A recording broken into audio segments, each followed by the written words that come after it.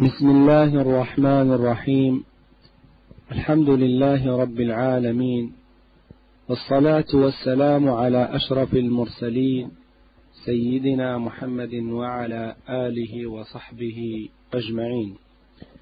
من يطع الله ورسوله فقد فاز واهتدى، ومن يعص الله ورسوله فقد ضل وغوى، ولا يضر إلا نفسه ولا يضر الله شيئا. Allah Azza wa Jal dit dans le Coran al-Karim: بعد أعوذ بالله من الشيطان الرجيم يا أيها الذين آمنوا اذكروا الله ذكرا كثيرا وسبحوه بكرة وأصيلا. Ô vous qui avez cru, évoquez votre Seigneur très abondamment et faites le tasbih à perfection Allah subhanahu wa ta'ala matin et soir. Le prophète sallallahu alayhi wa sallam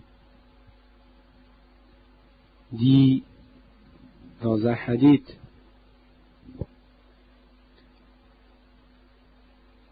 الدنيا ملعونة ملعون ما فيها إلا ذكر الله وما والاه أو عالما أو متعلما. Ce bas monde est maudit avec tout ce qu'il contient, sauf l'évocation d'Allah, la science, un savant ou un apprenti. À ce sujet, il est très important de parler de l'importance du rappel d'Allah, le pourquoi du rappel d'Allah, pourquoi on a besoin de se rappeler de son Seigneur, parce que l'être humain, al-insan, de par sa nature, il oublie très vite, il oublie qu'il l'a créé, oublie les bienfaits d'Allah subhanahu wa ta'ala sur lui, alors que c'est Allah Azza wa Jal qui l'a créé, qui l'a comblé de tous les bienfaits, internes, externes, apparents, cachés. Wa asbagha alaykum ni'amahu zahiratan wa batinah. Allah a déversé, vous a comblé de ses bienfaits apparents et cachés. Wa in ta'uddu ni'matallahi la tuhsuha. Si vous essayez de compter les bienfaits d'Allah, jamais vous ne réussissez à les dénombrer. Car les bienfaits d'Allah sur cet être humain, qui est faible, qui a plein de défauts, qui a également plein de besoins, qui n'a jamais assez de demander, de réclamer, de vouloir et de désirer, et d'attendre des choses et toujours en demander. Alors qu'Allah subhanahu wa ta'ala, le généreux par excellence, le bienfaiteur par excellence, le miséricordieux, le très clément, ne cesse de le combler de ses bienfaits. C'est pour cela, quand on se lève dans la prière, la première chose par laquelle on commence, c'est les louanges à Allah. Alhamdulillahi Rabbil Alamin. Louange à Allah, Seigneur des mondes. Le Rabb, le bienfaiteur, le créateur, le roi, le possesseur, celui qui gère l'univers, c'est Allah Azza wa Jal. Et c'est celui qui m'a, qui t'a et qui a créé toute créature comme il l'a voulu, au moment où il l'a voulu et de la manière qu'il a voulu. L'être humain est faible, l'être humain a besoin d'Allah dans toutes les circonstances, dans toutes les situations. Et il doit tout à Allah Azza wa Jal, car Allah nous a créé du néant. Il y a quelque temps, on n'existait pas, et Allah nous a donné vie, Allah nous a donné la santé, Allah nous a donné un corps, une santé, des yeux pour voir, une bouche pour parler, des oreilles pour entendre, des mains pour saisir, des pieds pour marcher, un cerveau pour réfléchir. Tous ces bienfaits-là proviennent d'Allah et on doit se rappeler de lui. Et la première des choses par laquelle le rappel commence, c'est cette reconnaissance, c'est le hamd. La in shakartum la azidannakum wa itta'adhana rabbukum la in shakartum la azidannakum. Si vous êtes reconnaissant, je vous en rajouterai. Allah aime les gens qui sont reconnaissants. Et la meilleure manière d'être reconnaissant, c'est le fait d'avoir ce sentiment profond en nous que nous, on n'est rien. Tout ce qu'on est, tout ce qu'on a, tout ce qu'on possède, tout ce que les gens ont, ça provient d'Allah. C'est de la bonté d'Allah, c'est de la miséricorde d'Allah Azza wa Jal. Et que tous ces bienfaits-là, ces bienfaits terrestres, ces bienfaits matériaux, ces bienfaits palpables, tous les êtres humains, toutes les créatures, je dirais, sont égales à ce niveau-là. Parce que la santé, Allah la donne aux croyants, aux non-croyants. L'argent, Allah le donne aux croyants, aux mécréants, aux bons et aux mauvais. Tous ces bienfaits-là, que je dirais matériels, qui sont un peu quantifiables, les gens, quel que soit leur niveau, quelle que soit leur intelligence, leur degré de bien ou de mal, sont à part égale, alors qu'il y a un bienfait que Allah subhanahu wa ta'ala l'a réservé, il l'a donné que à une partie de sa création. C'est le bienfait de la foi, le bienfait de l'islam, parce que c'est le meilleur bienfait, au sujet duquel Allah Azza wa Jalla dit Al-yawma akmaltu lakum dinakum wa atmamtu alaykum ni'mati wa raditu lakum al-islam dina. Aujourd'hui, je vous ai parachevé votre religion. Al-yawma akmaltu lakum dinakum wa atmamtu, j'ai fini, parachevé, complété mon bienfait. Quel bienfait? Le bienfait de la religion, le bienfait de la foi, le bienfait des bonnes œuvres, le bienfait du rappel d'Allah. Tout ce bienfait-là, c'est Allah subhanahu wa ta'ala qui t'a choisi, qui te l'a donné. Alors, il faut en être reconnaissant. Et la meilleure manière pour être reconnaissant, c'est de pouvoir préserver ce bienfait-là. Essayer de préserver ce capital qu'Allah nous a donné pour pouvoir évoluer. Et à travers quoi? À travers l'adoration d'Allah subhanahu wa ta'ala. Allah nous a comblé de bienfaits externes qui sont spécifiques au corps. Mais Allah Azza wa Jal nous a donné la foi. Il nous a donné également une deuxième partie en nous, car l'être humain est fait d'un corps et d'une âme. Le corps se nourrit par ce qui est de la même nature que lui. La nature matérielle, c'est-à-dire avec la nourriture, avec le sport, avec le repos. Si ce corps est nourri avec les bons aliments, avec les bonnes quantités, au bon moment, ce corps-là, il va être sain. Alors que dire de l'âme? Que dire du cœur? Le cœur, l'âme, elle est de nature spirituelle, alors elle doit être nourrie de manière spirituelle, car l'âme provient d'Allah subhanahu wa ta'ala.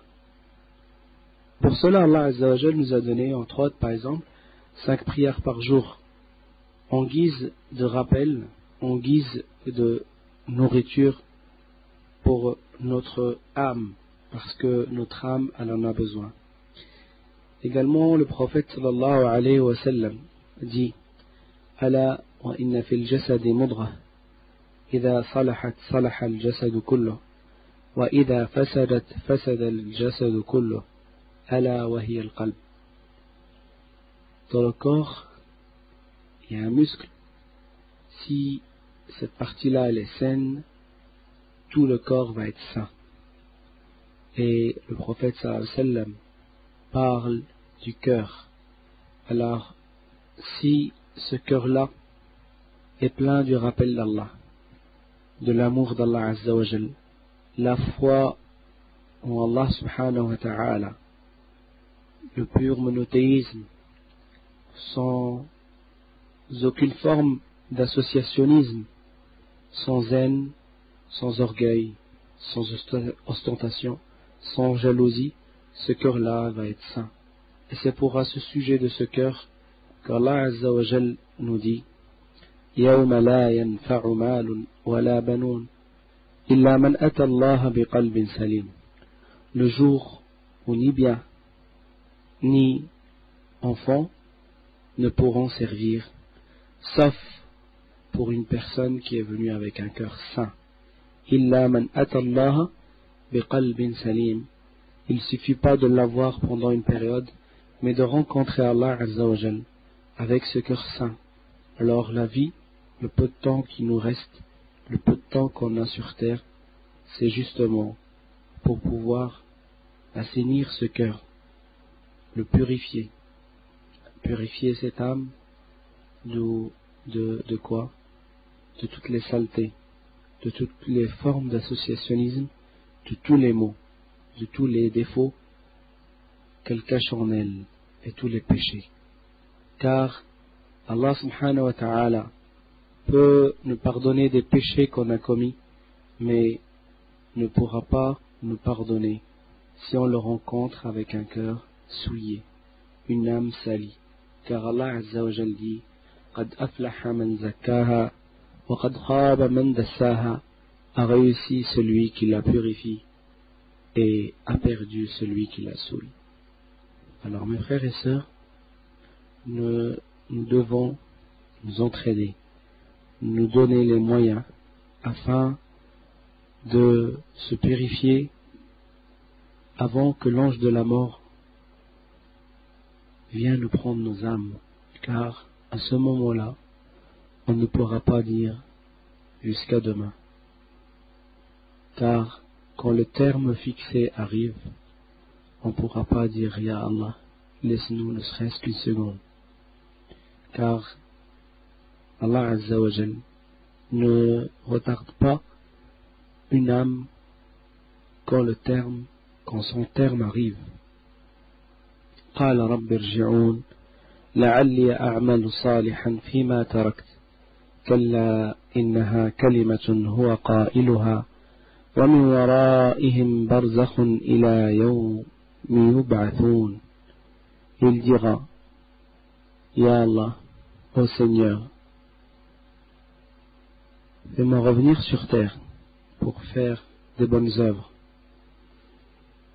On répondra: non, ce n'est qu'une parole qu'il dira.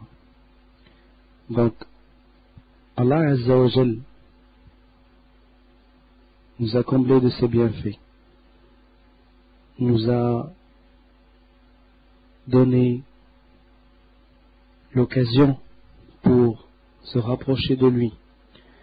C'est à nous de se donner les moyens pour lui plaire, pour le satisfaire, pour se rapprocher de lui avant qu'il ne soit trop tard, car ce moment-là sera difficile, car on n'arrive pas à supporter le froid, ni la chaleur intense, ni la faim et la soif ici-bas. Alors, que dire des affres de la mort? Une affre est comparable et pire que 100 coups d'épée sur le visage. Que dire de la solitude dans la tombe, l'obscurité dans la tombe, la difficulté de Adab al-Qabr, du châtiment de la tombe? Que dire de la chaleur ardente au jour du jugement dernier? Que dire de la longue attente de 50 000 ans? Que dire du passage devant Allah? Que dire du passage sur le Sirat? Que dire des cris des gens de l'enfer, les pleurs des gens de l'enfer, les supplices des gens de l'enfer, au point où demander l'extermination? Ici-bas, l'être humain demandait d'avis, et dans le delà, en enfer, ils demanderont l'extermination en disant Yaqdi alayna rabbuk, qala innakum makithun, laqad ji'nakum bilhaqq walakinna aktharakum lilhaqq karihun. Ô Malik, que votre Seigneur nous extermine. Il leur a dit non. Laqad ji'nakum bilhaqq. On vous a ramené la vérité, et la majorité d'entre vous ont refusé cette vérité. Alors, chers frères et sœurs, tout ce qu'on peut vivre ici-bas, un jour ou l'autre, on va l'oublier. Tous les plaisirs qu'on puisse avoir ici-bas, tous les désirs qu'on peut avoir un jour ou l'autre, on va les oublier. Ce qui restera, c'est la foi, les bonnes œuvres. Le tawhid pur, le monothéisme sincère, la sincérité, la prière avec concentration et dévotion, l'évocation abondante, la sincérité dans les actes, la bonté, le bon comportement, tous ces actes-là vont témoigner pour nous l'obéissance des parents, l'excellence, etc., etc. Car le jour dernier, Allah Azza wa Jal nous appellera un par un, une par une, sans traducteur, et nous allons lire les livres de nos actes nous-mêmes. Alors, il faut s'y préparer à ce jour-là, avec motivation, avec détermination, avec dévotion, courage et assiduité, afin qu'Allah nous honore par son appel. Ô toi, âme apaisée, retourne à ton Seigneur, satisfaite et agréée, entre donc parmi mes serviteurs et entre dans mon paradis. يا أيتها النفس المطمئنة ارجعي إلى ربك راضية مرضية فادخلي في عبادي وادخلي جنتي. سبحانك اللهم وبحمدك نشهد أن لا إله إلا أنت أستغفرك وأتوب إليك. سبحان ربك رب العزة عما يصفون وسلام على المرسلين والحمد لله رب العالمين.